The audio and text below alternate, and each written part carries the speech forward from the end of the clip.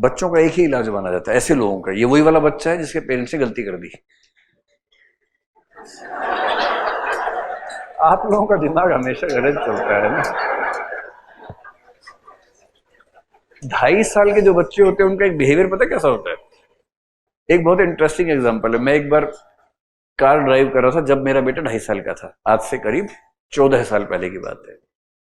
और मैं बहुत परेशान था उसकी एक हरकत से। मैंने कहा पता नहीं कैसा छटा हुआ बच्चा है, कैसे संभालें इसको, समझ नहीं आ रहा था। होता क्या था कि जैसे ही आप उससे कुछ छीनो या कुछ मना करो किसी चीज के लिए, वो नाराज होके पैर पटकता हुआ 8-10 कदम जाता था, नीचे जमीन पे लेट के सिर पटकता था ऐसे ऐसे करके। हमें कहा यार ये कहां से सीख के आया सब हरकतें, अभी तो स्कूल भी नहीं गया। स्कूल जाए किसी से ज्ञान मिले तो समझ में आता है, छोटा सा बच्चा है। और अगर लेटने की जगह ठीक नहीं थी फिर दीवार पे ऐसे करने लगता था। बड़ी टेंशन थी कि कहीं सर में सर फोड़ ले अपना किसी दिन तो फिर दिक्कत हो जाएगी। तो मैं सोच रहा था कि साइकोलॉजिस्ट से मिलूं, चाइल्ड साइकोलॉजिस्ट से। बाई चांस मैं ड्राइव कर रहा था कार, रेडियो चला दिया एफएम, और एफएम पे कुछ साइकोलॉजिस्ट से इंटरव्यू आ रहा था।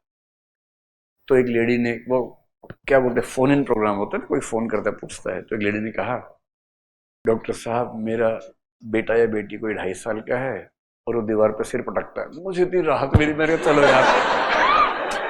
मुझे लगा अच्छा सिर्फ मेरे वाला नहीं है इसका मतलब बाकी भी ऐसे होते हैं। तो मैंने बड़े ध्यान से सुना उसका आंसर, मैं क्या बोल रहे देखे जरा। तो डॉक्टर ने कहा लगभग सारे बच्चे ऐसा करते हैं। मुझे बहुत रिलीफ मिला कि चलो ठीक, तब तो नॉर्मल बात है।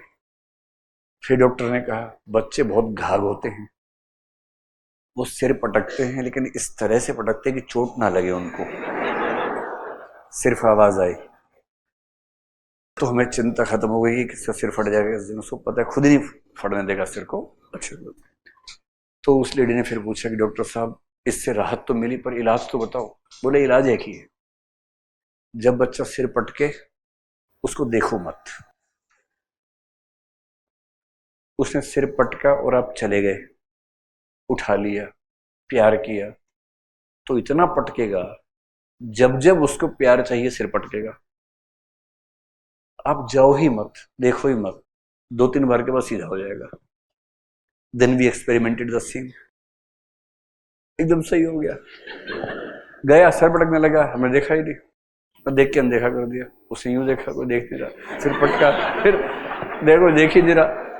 जब किसी ने देखा ही नहीं, 3-4 बार के बाद उठा, झाड़ झुड़ के आ गया वापस बात खत्म हो गई। So simple.